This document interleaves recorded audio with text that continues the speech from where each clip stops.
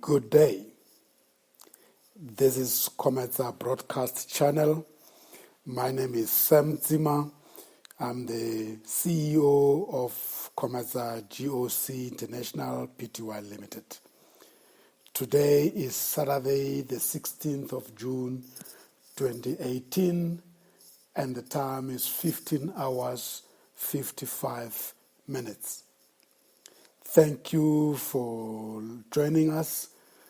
We appreciate your time, and we hope we will be able to inspire you with the information that we are going to be sharing with you today.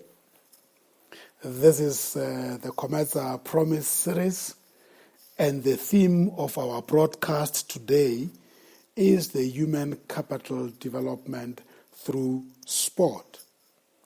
And in my case, it is about how football has contributed to my development from the beginning of my studies or schooling days to the days in the corporate world, and of course including today as the CEO of this great organization.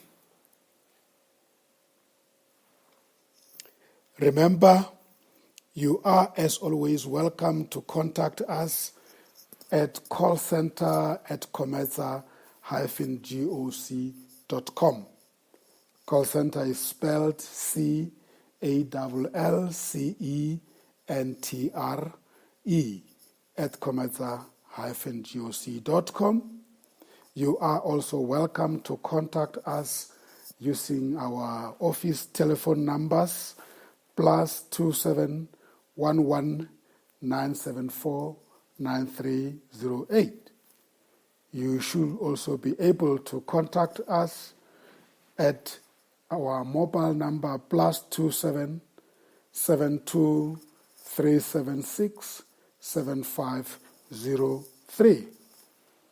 For further information, you can also visit our websites, which are www.kometsa-goc.com or www.kometsa.co.za. For information on our Kometsa Lekgotla networks, visit our Lekgotla dedicated website, which is www.kometsa-pms-lekgotla.com. And for information on my coaching offerings under the Kometsa Group, you can visit www.samzima.com. Samzima, one word. As indicated to you in the previous episodes, in this broadcast channel of Kometsa, I did indicate that I would like to take you back down the memory lane from the beginning of my early life in a small village of Muripane at Greater Sekhukhune district in the Limpopo province of South Africa. From there, having moved to Gauteng, then proceeded to Germany, and then of course came back to Gauteng and started the project of the establishment of Kometsa GOC International Pty Limited as a fully fledged human capital management and leadership consulting enterprise. One was born into football at Muripane village, playing for the village football club called Muripane Scientists FC. Even in those early days, it became clear to me that football and I are inseparable. And if I was going to make a success in my career, it was going to be around or much close to football. I grew up playing football, at the same time being a head boy, a scholar, and of course performing domestic duties and all other village boys' rituals that we do growing in such kind of villages. From 1982 to 1983, I moved to the college and stayed full-time at Waparangwe College outside Aravi in Marble, studying towards grade 11 and 12. And I became extremely active in the college football, and I enjoyed it very much. It was the most exciting time of my school days, especially considering that I was for the first time at the boarding school, and I had time to focus on both my schoolwork and playing football. Those were the two main things in my life. From 1984 to 1985, I moved to Wits University in Gauteng and enrolled for studies in BCom. In actual fact, I started studying towards B pharmacy in the first year, and then in the second year, I realized that B pharmacy was not going to be easy for me because I had not studied sciences, so I moved my studies to BCom in 1985. At the end of 1985, I then decided that it was not going to be easy for me to continue playing football. Mind you, I had joined Wits University Football Club, who had also offered me bursaries to support my studies. But as I want to share with you now, it became quite very clear that football and education at the university level was going to be really too much. I ultimately then settled for education, and of course also took a drastic decision that I was going to transfer my studies from Wits University to UNISA, which is a University of South Africa, and study under correspondence, while at the same time I will then be doing a commercial advancement training scheme, commonly known as CATS, which was offered by the Southern African German Chamber of Commerce and Industry as a dual training model, meaning that you go to school 50% of the time and 50% you are at the company learning on the job. And my company at which I did my training was a German company called Mannesmann Dimek. Today is known as Dimek Crates.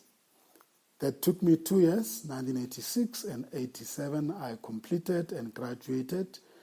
And then from 1988 to 1989, I moved to the city of Cologne in Germany under the scholarship offered by the Karl Duisberg Gesellschaft, which was to support a program made up of a German language program and a business management program at various German companies.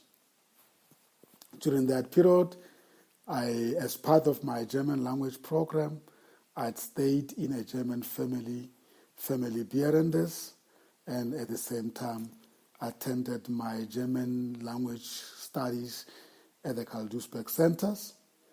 And then upon completion, we underwent a tour of Germany from the north to the south and then to the west. We started out in the north in Bremen, where we visited Mercedes-Benz factory, moved on to visit the Kuehne+Nagel shipping company in Bremen. We continued to visit one of the best factories then at the Volkswagen in Wolfsburg. The tour took us to the federal state of Bavaria in the south, in Munich, where we visited the Bavarian Motorworks, known as BMW, and then we visited Siemens factories and Siemens offices and met with the leadership of the company, and got exposed to their global approach to business and also their interest in South Africa. The journey continued and took us to Bayer Leverkusen, just outside Cologne, took us to the famous city of Düsseldorf, and then we continued to the German capital, Berlin. By then, it was not yet restored as the capital of Germany, but it was always very important to visit Berlin because of the history of the war between Germany and the Western forces. We had the opportunity to see the wall of Berlin before it was brought down, and had the opportunity to see the city that was the divided city of Berlin from the west, as we were then not allowed to visit the East Germany or the East Berlin, which was the capital of the East German state, German Democratic Republic, GDR, as they used to call it. My practicals were done at Kühnel and Lufthansa German Airlines, both of them based at the Frankfurt International Airport. When I completed my program, I had acquired the qualification in German language, certificate, and a business management training program from the two companies as stated. My program was completed in December 1989. I returned to South Africa, and then I joined Kühnel Air Freight Pty Limited at the OR International Airport, working as import administrator. At that time, the OR Tambo International was still called Jan Smuts International Airport. Although I was quite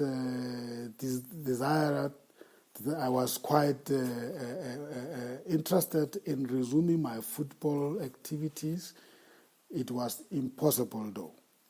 It was impossible for me to go back and play football.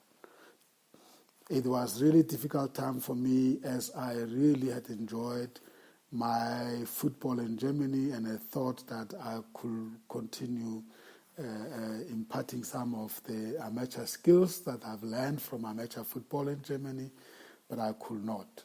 However, in July 1990, I was recruited by Siemens South Africa, and then I had to leave Kühnel Air Freight and join Siemens South Africa. We then decided to send me back to Germany to continue with what they call Stammhaus program, which is basically the corporate business management training program, and the Industriekaufmann under the Nuremberg Chamber of Commerce. I left for Germany at the end of August for the second time.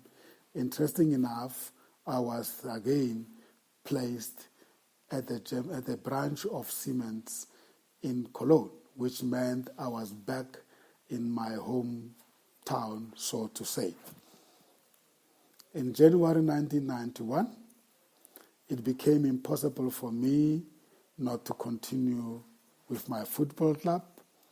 And remember the time before I went back to South Africa, I was playing for SC Goldstein 1951 e.V. in Frankfurt.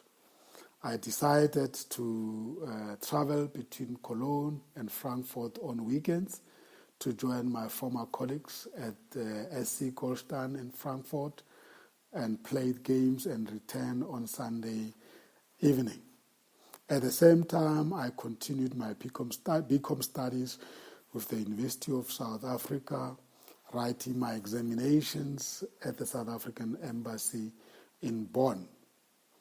This was a heavy load, but I really enjoyed my second time in Germany, simply because I knew the country very well, I understood the language, and I had many friends.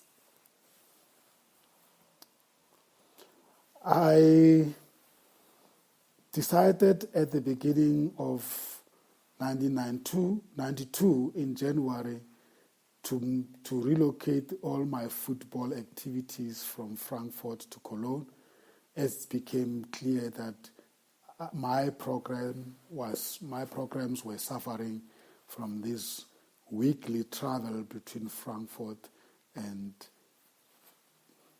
Cologne. I then applied for a transfer from SC Goldstein Football Club to Rot-Schwarz-Neubrück Cologne FC. This was an emotional goodbye to my Frankfurt colleagues, but a very welcoming hello to my friends in Cologne, who for many, many months have been trying to recruit me to join them rather than traveling to Frankfurt on weekends. My second stint in Germany ended in December 1992.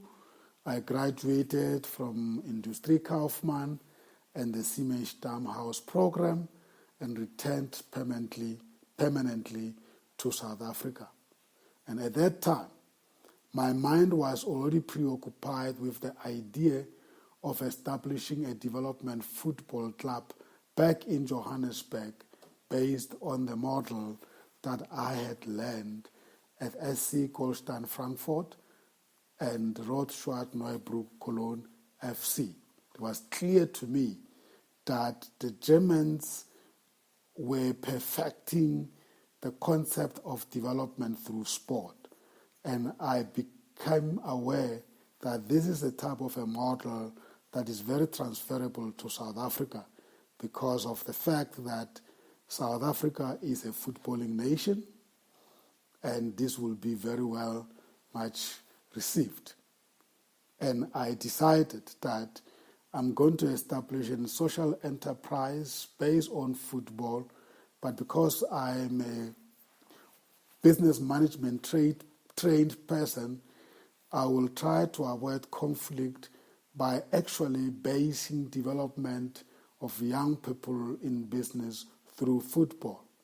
And I guess this was the beginning of the current model of Comesa GOC International, a social enterprise that is informed by the interests and use the interests to evolve into a human capital management and leadership consulting enterprise. And this indeed is what has happened. Indeed, in January 1993, I rejoined Siemens Limited South Africa as a commercial administrator in the Motors and Drives division. And I used this period to reconnect with the Black Management Forum Johannesburg branch and the South African economy and football sectors in general. And interesting enough, in January 1994, the Black Management Forum approached Siemens for my secondment to the Johannesburg branch as the branch manager. I then left Siemens and went to spend time as the branch manager of BMF Johannesburg.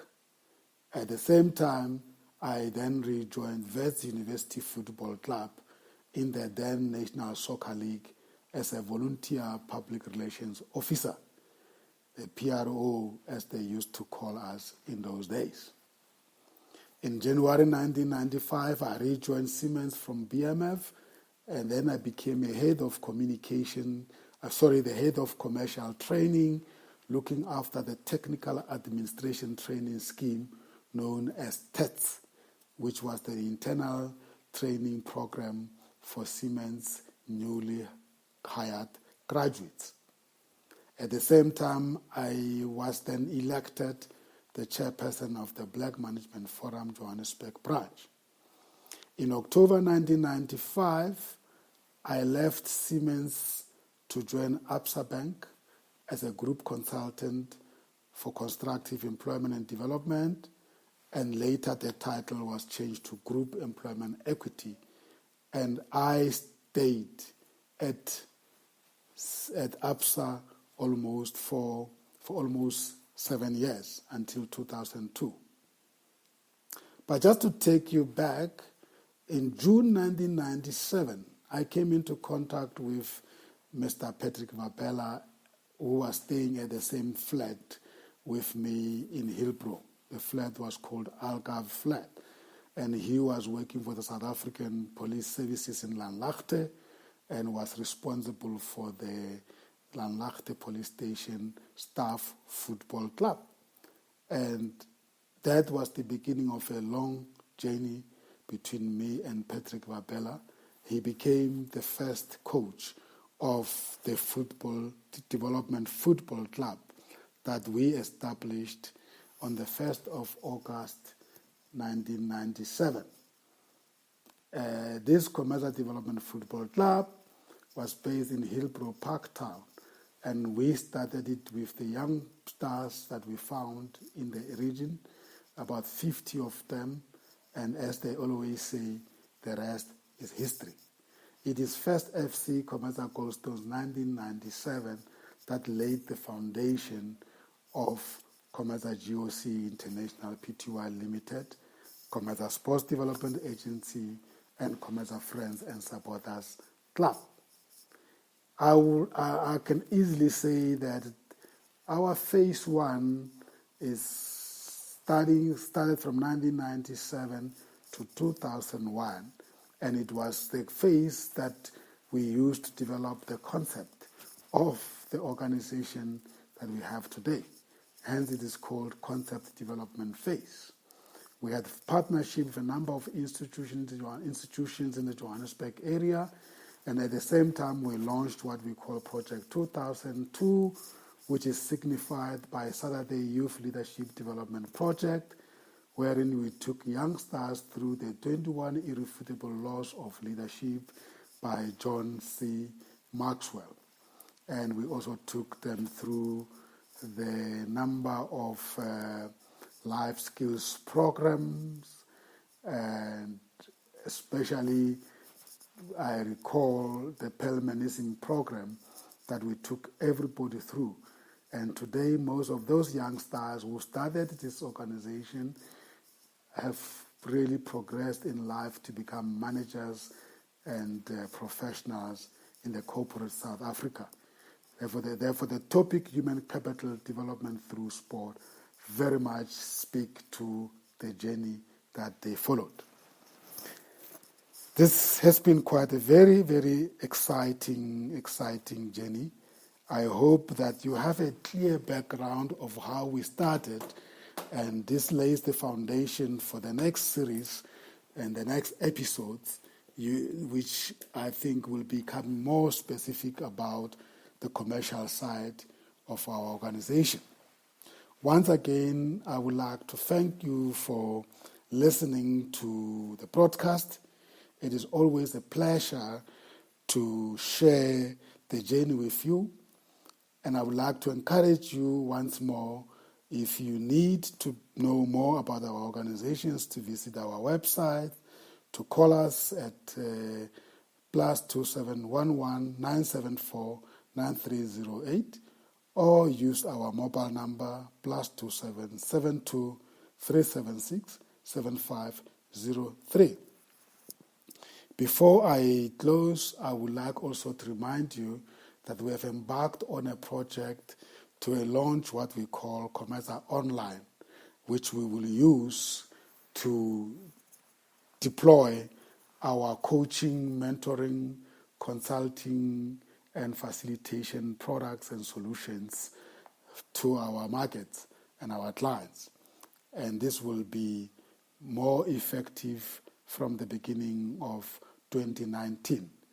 The e-commerce website is already registered. It is online, www.cometa-goc.com, and we are busy now establishing that e-commerce website so that we will be able to interact using the modern digital technology. Once more, thank you. Take care. We shall be in touch during the next episode. Thank you.